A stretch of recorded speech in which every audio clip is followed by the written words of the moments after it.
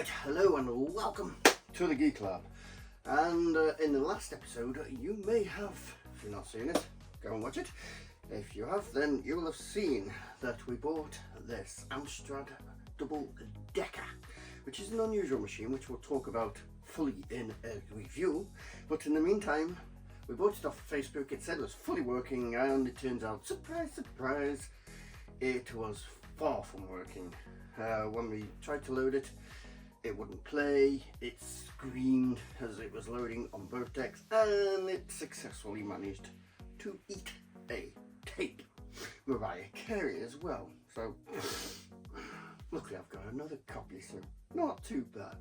One less Mariah Carey in the world. Oh well, don't judge me.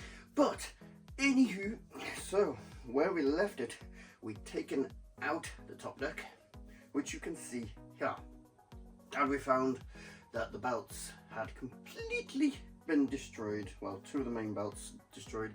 The other two, although serviceable, not perfect. So we decided the best thing to do was to get some belts. And that's where we left it. So what we have before us, £30 later,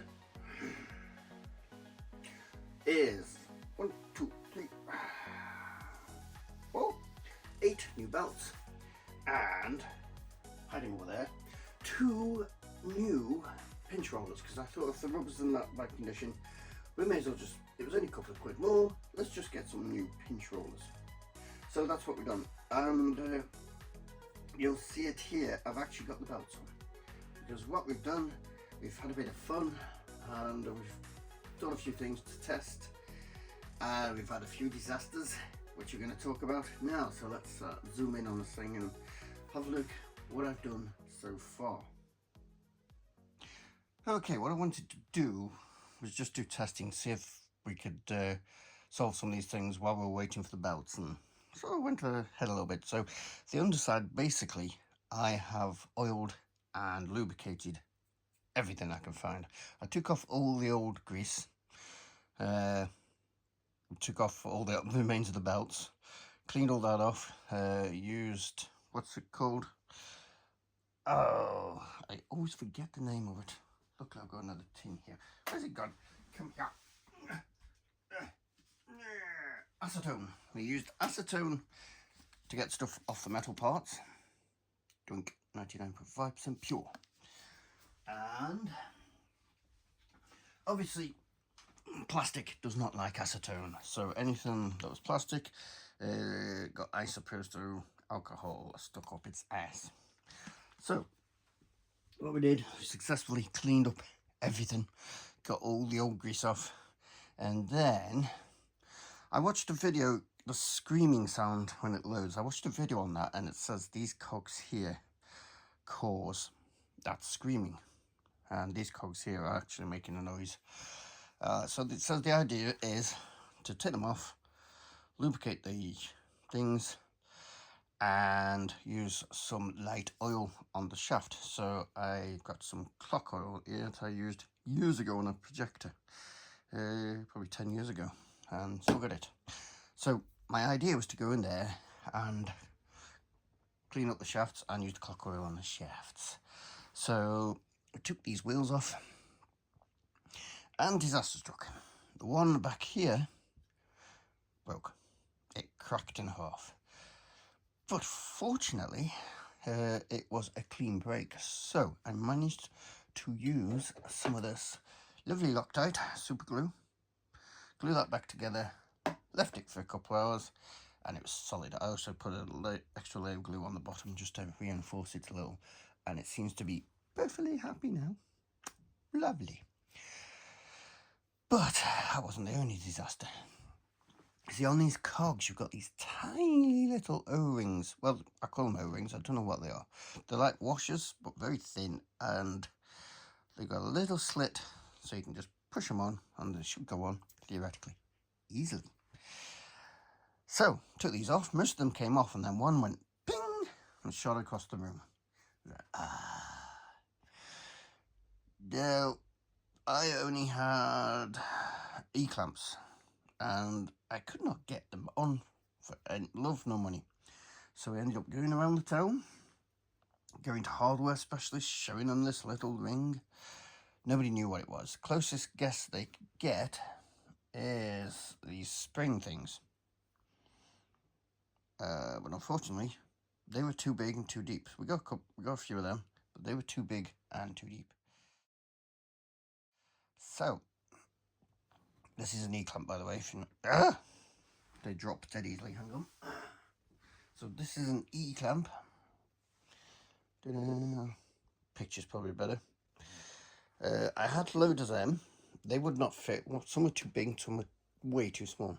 So I actually had to order another pack off Amazon. Wait 24 hours for that to arrive. And then they didn't fit. Well, from the original pack, I managed to get one that fitted on this easily. That was no problem. It's the ones over here that were causing issues. So we managed to get one to fit that just. It's a little loose, but it's holding, so it's fine for what it's gonna do. It's fine. This is the pain, this one here. Could not for the love of money get one right size, and if I tried one that's just a little bit too small, obviously they'd break. And then after a couple of hours of frantically trying, one bent just slightly as it went over the shaft and fitted into place. So that is holding. Beautiful. So if you're operating on one of these, make sure you get the right clamps before, or try and track down those O-rings. I have no idea what they are. If you do know what they are, then please let me know. Now, luckily, also the other problem I had in this is in this area, because these little gadgets ride tracks. So you've got to get them in the right place. And if you've got them in the right place, when you turn this little gadget moves around, and then this starts to move. There you go. If you've got them in the wrong place, that does not happen, because this gadget here rides a track. This also here rides a track. So you've got to get the wheel in the right place initially, else that's not going to work. Fortunately, there's two decks, so I was able to cross-reference with the other one as to where they should be, because that one's not been disturbed. Yeah, managed to get the belts on. Managed to work that one out. Put these on and then cross-referenced it with a picture on the internet. So they are, oh, excuse me, they are in the right position. I then found out that on the side here are little sponges, and these were covered in gunk. So I had to go in and clean them on both ones. I've lubricated with lithium grease, white lithium grease. Lubricated every cog all the way around. On the other one that's still in the machine, I've done all the same, but I did not take the cogs off. What I did was get a little, I'll show you what they are. Here it is. It's very fine. It's a glass thing. What you do, you put this in there, your finger over the top. You can then put it on the shaft and just blow in the end, and it blows in. So I did that and left it to soak into the shaft for overnight. And then on the bottom one, which was screaming and having trouble loading, let me show you something. Okay, now here's our main unit. Now I am aware this isn't going to work fully, because obviously there's no top deck plugged in, and it won't complain about that. But if I switch it on the back here, boink, and I'm quick to react, there we go, it will let me load a tape. No screaming, done it easily. But it's shut down because, as you can see there, it's noticed there's a problem with the second deck. Even if I power it back on, it will not play. Let's play. Yeah, it won't do anything. It's complaining. There we go. But I can power it back on and eject, and it has absolutely no problem ejecting. Ready? Watch that again. There we go. No problem. Great, isn't it? But another thing I found out while doing that is that display. When it was all together, that display was quite dim, and I thought, I looked it up, researched it, it's a common issue, capacitor, but when I took it off, I noticed that the display actually is rather bright, and then I realised it's actually the fascia. Like the rest of it, it's just covered in dust. You can see it's here in the fascia itself, covered in dust. So I cleaned that up, and yep, it's respectably bright now. It's back to how it should be, so that's good. Also, another disaster that's happened: the button that does the power plug, the button that does the power, the shaft has snapped off it somehow, but that's over there gluing back together, so I won't disturb that. There's a little bit of dimness there, but yeah, it's nothing major, so that's good. We also know that the remote fully works, which is cool, because that's a cool remote. I like that. So what we're going to do next, we've done the underside, so I'm going to go back to the top deck and we'll service all the mechanism, and I'll talk you through it as I do that. Right. Okay, so this is the view from the rear of the machine, and what I've already done is I've removed the old grease from the tracks, and then I've used the spray on lithium grease. I haven't sprayed it, I've put it on a cloth. You don't want to be spraying this stuff anywhere near all this, and I've just rubbed it on, and then you can sort of massage it by pushing these backwards and forwards, just to run it in a bit, and see its trails there. Probably a bit of gunk from underneath it that I can't get. The head, what I did here is I used a piece of paper with some isopropyl on, and I held this against it and spun it, and you can feel the head, and the head was actually quite filthy. This is what actually came off it. Nice. And it was so bad I actually used cotton swab dipped in isopropyl alcohol and spun it, to being careful because you can get fibers come off that. So the head is already cleaned up here as well. What we need to do is clean all these, anywhere that it touches. So I'm going to use isopropyl alcohol on the metal bits and the sensors. Got these two sensors here, and I have a rubber restorer, which I shall use, rubber and plastic restorer, which I'll use on these plastic bits. So I'm going to use a Q-tip, and all I've done is poured a small amount of isopropyl alcohol into the cap, and we'll do that, and we'll just use this and clean. Difficult to get around the camera. Right, clean this sensor. That's not a sensor, this is the head for wiping the tape, I believe. I think it's a little bit dirty, so we're not touching that one. We are going for this one over here, which faces the other way. So we can get in there, give that a good rub. And this is basically how you service one of these. I'll have to go around the other side because this is awkward with the camera in the way. Right, so yeah, I'm going to clean that one.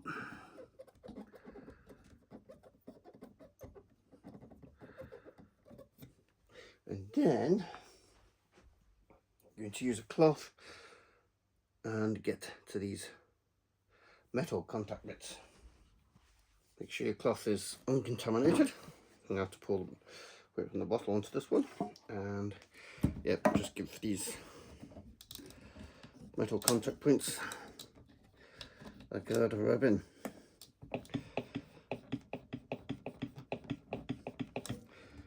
Basically, anywhere the tape is going to touch will need cleaning. Now I've got new pinch rollers. Hopefully I can get them off. So clean all these.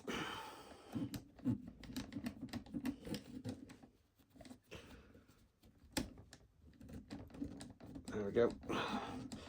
And now we'll get the rubber restorer, and I just off camera because I don't need to do it. I'll go around that one, all these little plastic bits, and then we'll replace this pinch roller. Great. And just for your reference, I'm not sponsored by these guys, but this is just what I got off Amazon about 10 years ago when we did the Betamax player, so it's not new, but they'll last for a long time. Also, what I'm going to do is these shafts here, I'm going to get some of this clock oil in my little thing, trying to not to get it anywhere but there, and just put it in these shafts.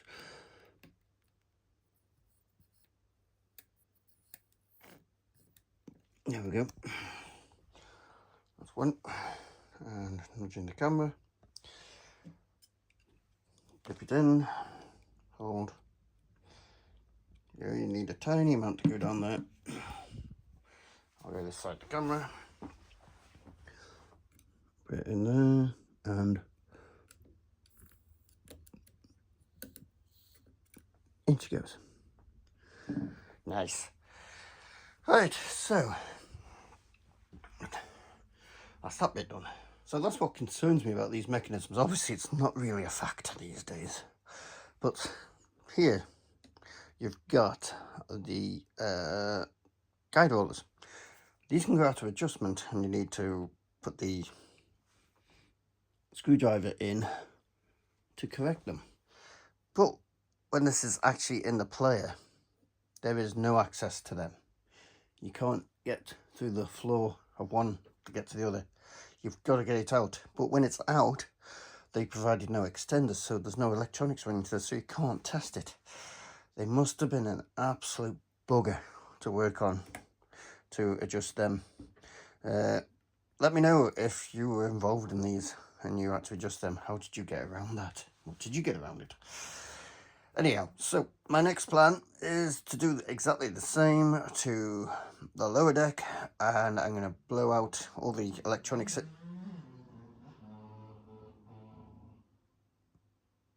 Nice. And I'm going to blow out all the electronics. Oh, and we need to replace these, so we'll get that done first. How does that? It does take pressure. Right, we'll get that replaced. Okay, one pinch roller replaced. That was quite simple, and you can actually see this is the old one. It's quite worn. Well, it's well used anyway, so all shiny in the middle. So that would have caused issues. So good to replace that. Yeah, you can just about see it. So good to replace her. Very simple. Just unscrew that one, take it off, put the new one on, put the screw in. Doesn't come with a screw, so obviously there should be one there already. So on to deck 2. I shall do all that. I won't do that on camera, I'll just do it, and then we'll take it from there. Okay, I was going to do this process off camera, blowing it out, but as soon as I started, the dust bunnies started to fly, so I thought you might want to see just how dirty this bugger is inside.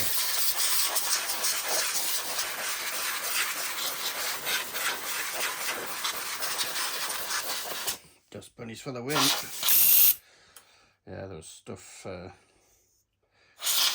it is thick down there. Good. Bloody dust bunnies everywhere. So something tells me this has been in somebody's loft or something for quite a period of time. This tin gets very cold. Yeah, everywhere it's just filthy. So yeah, I'll continue doing this, service that, and then we'll be back. Right, I am so glad I replaced those pinch rollers, because the lower one, as you can see here, is very, very shiny. So I think that one's been used more, although the heads were cleaner. Go figure.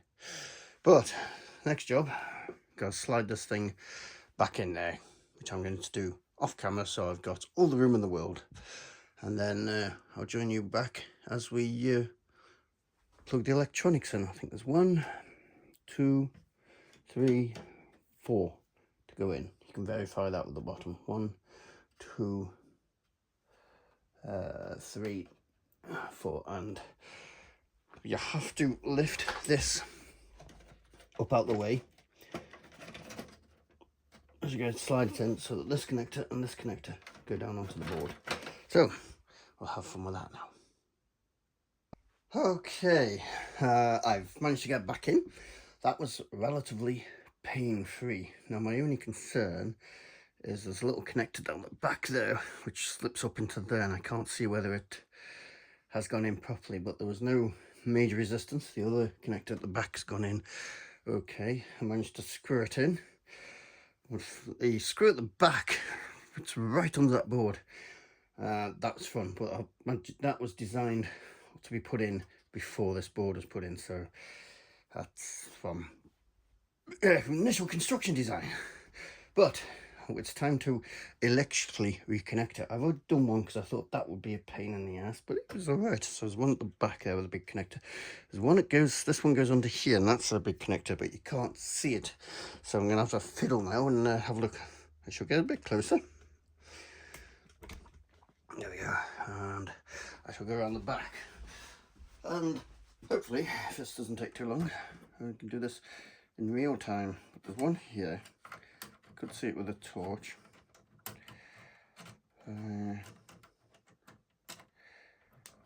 There we go. That's gone in. I did have a torch. Ah, there's a torch. I should just double check this. Make sure it looks like it's in properly. Yeah, that looks like it's in properly. So we've got this one here. Relatively simple one, he says, and that'll be the one that goes wrong. There we go. Those are connected. There's this one here. And you can see how this sits, so that tells you which way to go in. That is in. I think we are good to go. Everything appears to be connected.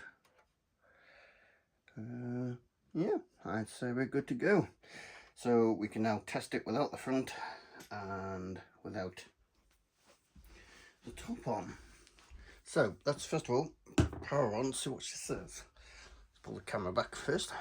Right, this is quite a scary moment, especially when you've been working on this for so long. You put all this effort and money into it. Let's see what she says initially. Where's the on button? I still got, sorry, I've just been moving the lights, and all I can see is my light in my face, so let's try that. What's she say? Oh, that didn't sound good. But it's got 2 decks. Okay, we've got a motor. That head is running. Can't see the bottom one running. That one, the bottom one's not running, but that one is running. Why is that running? That might be a connector issue. We've got a D-flash in there. Let's see what happens. I'll put the tape in. Shouldn't be running all the time. And that doesn't even want to tape. Let's try this one. That one's fine, and it wants to play, by the looks of it. Let's just power it down.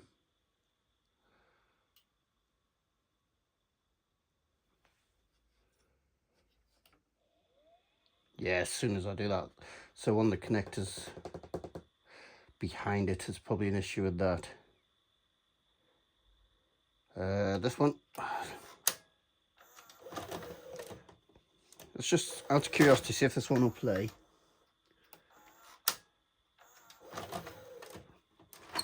Oh, I pressed the eject button. Gotta work out which is the play button. I think it might be that one. That one? No, it doesn't want to play on that one either. So, we've still got an issue somewhere. No, it wasn't doing that before, so I suspect it's an issue with the connector back here. That's that one, that's that one, Do know what that one's to, so let's just pull that out initially.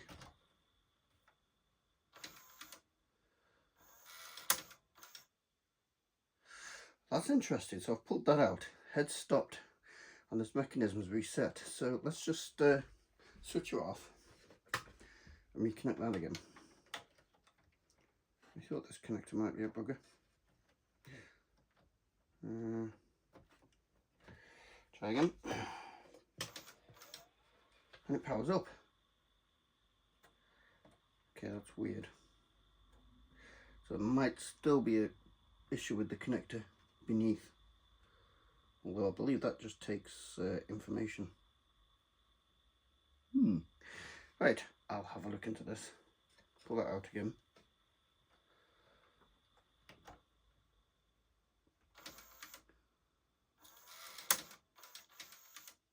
It's interesting that it resets when you take that out. And plug it in live. Okay, it's not started up again. It says there's a deck there. Let's eject this one. Try this one.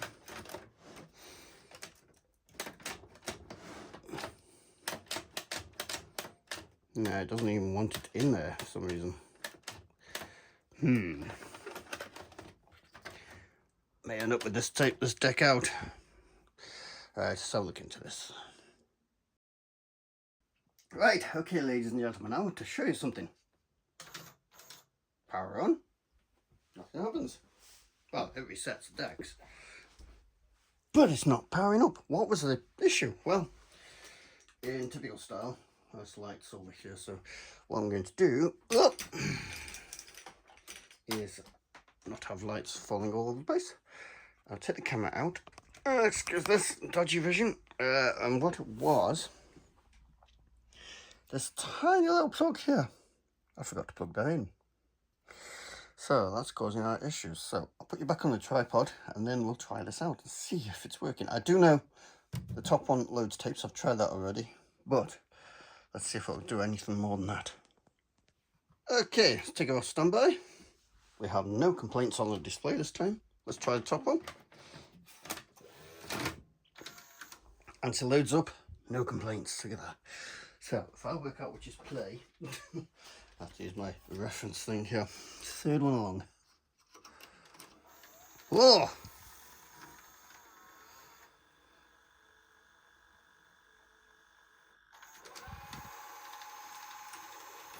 Okay, it's chucked the tape. But it was basically working. So where to go from here?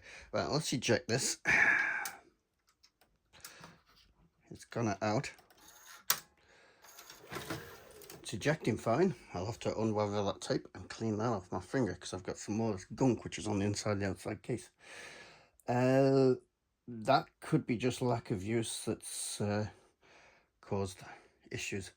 So I'm going to do clean that up, unthread that tape, and we'll try the bottom deck, see what that does. Okay, cleaned up, and let's try this bottom one. I think it's the third one. Yep, that's playing. Let's try. Ugh.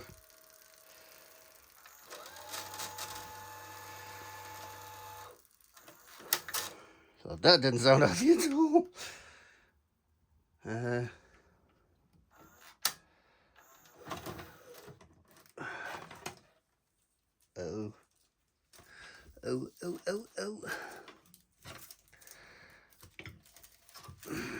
Right.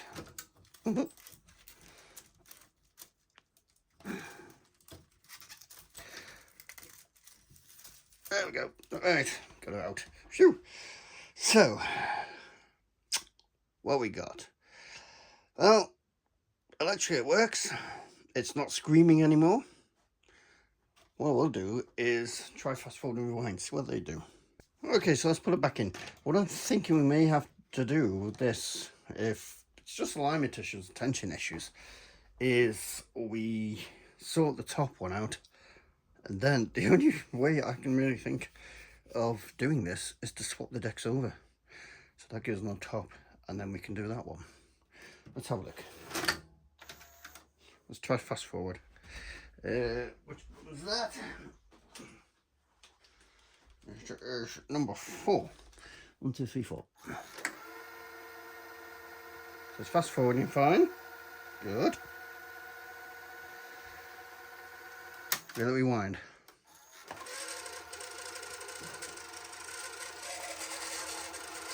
Yep, a little bit of a squeak, but it's fine. The counting is fine.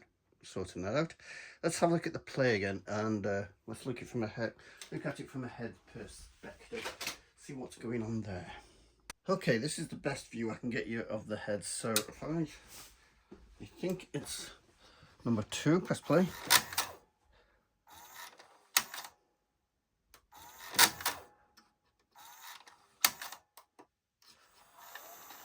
Yeah, right. What happened then?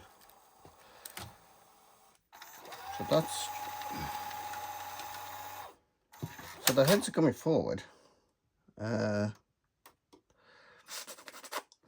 It looks like that wasn't turning, although we know it does. Ah, look at this. I think the tape was stuck to the head then. I think that might be... It looked like the tape was stuck to the head. Let's unthread her and try her again. Okay, I'm going to try it again. Let's have a look. Number 3. I'll go around here so I can see clearly. I think the head tape got stuck to the head. Head starts up, tape comes round.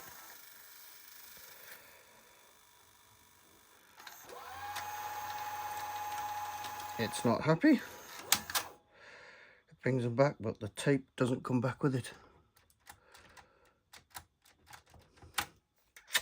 I'm going to run this a few times and see what I can see. It was better that time. Better, definitely better. So I'll run it a few times, see what happens. Oh, okay, we've worked out what's going wrong. Let's have a look. If you press play, you'll notice when it starts up,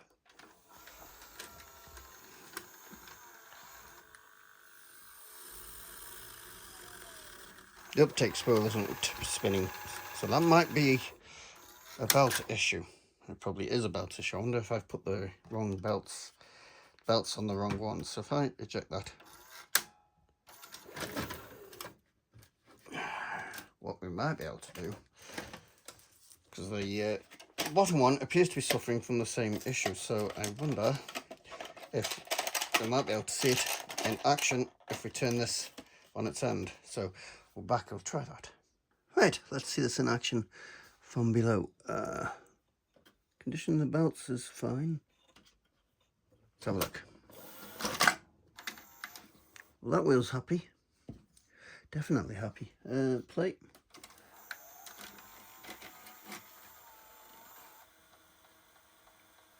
Well, that's knocking because of the sound. This wheel isn't spinning. Is that supposed to be spinning? No, maybe not. Okay, so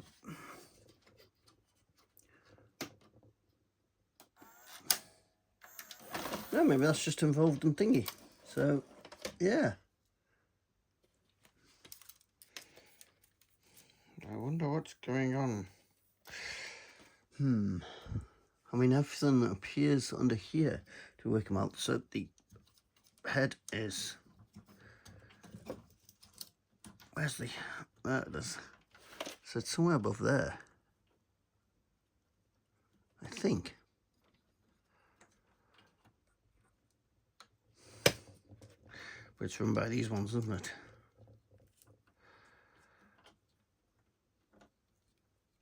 Not quite sure. Let me try again. Let's have a look at this again. I mean, everything to do with the belts appears to be spinning fine. There we go. Oh, that's crunchy. That one's still spinning.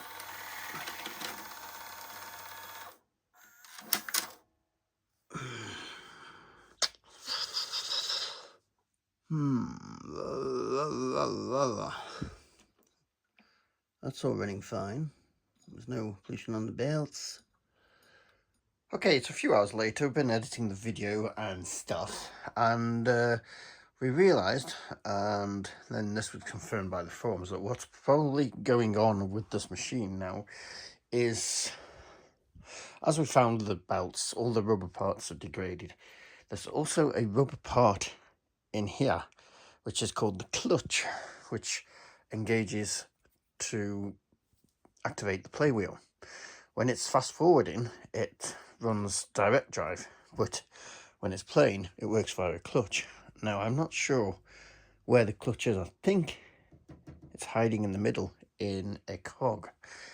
So we're going to have to try and find a replacement for that. Now, these are Funai decks, but I've found references as to what models these are used in, but some of them look different, and I can't find an exact match at the moment to see if we can get a clutch for it. So there's probably some VHS aficionados watching this, screaming at the screen, and so if you do know where I can get clutches for this, then please let me know, and we can continue repairing this old guy, and then we can do a full video on it and its operation, because it's an unusual machine I've never seen before. Somebody sent me this one, Neil sent me this. I'd never seen a double decker before, and it's the only double decker I've ever seen, the only model I've ever seen. So yes, so if you do know and you can help, then please let me know in the comments. I hope you're enjoying this frustration so far. If you are, then please like, and if you're not already, then subscribe for part 3 when that comes, and thank you all very much for watching.